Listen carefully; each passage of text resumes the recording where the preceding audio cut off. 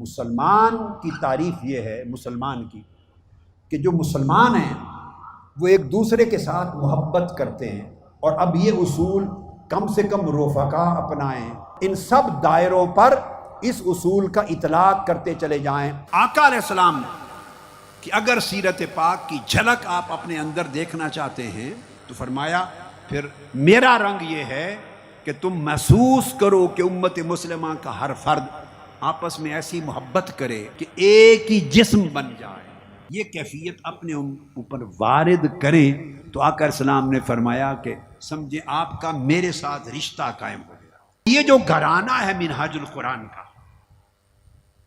یہ جو غلامان مصطفیٰ کا، عاشقان رسول کا، یہ حضور کے غلاموں کا منہاج القرآن کے عنوان کے نیچے جو گھرانہ ہے، پوری دنیا میں کم سے کم اس دائرے سے تو شروع کرو۔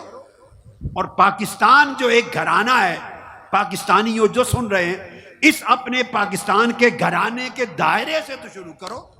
اگر یہ درد محسوس ہونے لگے، دوسرے کی پریشانی، دوسرے کی بھوک، دوسرے کا قرض، دوسرے کا الجھن، دوسرے کی تکلیف، اس کا درد آپ کو محسوس ہونے لگے، اور اس اصول کو اگر نافذ کر لو تو دیکھیے خیر کتنی بڑھتی چلی جائے گی۔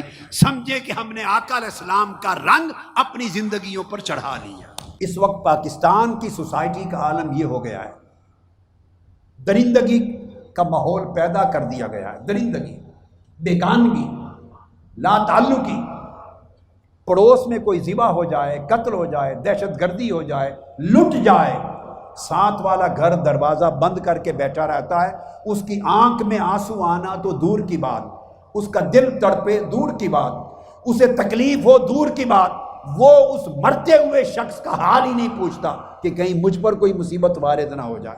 ہم ایک دوسرے سے بیگانہ ہو گئے۔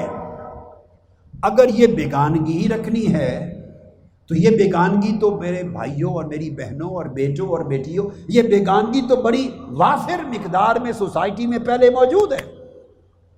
اگر منہاج القرآن کے سائے میں آ کر بھی ایک دوسرے سے بیگانہ رہنا ہے تو کیا ضرورت ہے آنے کی؟ چھوڑ دو، رفاقت کے فام پھاڑ دو۔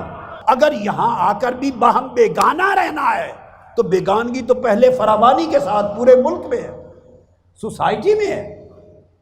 پھر اس مشن میں آنے سے کیا ملا آپ کو؟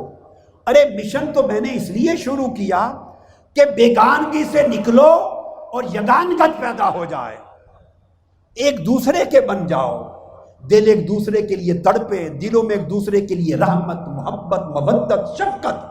بھائی شفقت و محبت کے سوداگر بنو گے تو پھر یہ محبت تم سے آگے سوسائٹی کو بھی ملے گی اور سوسائٹی بھی فیضیاب ہوگی۔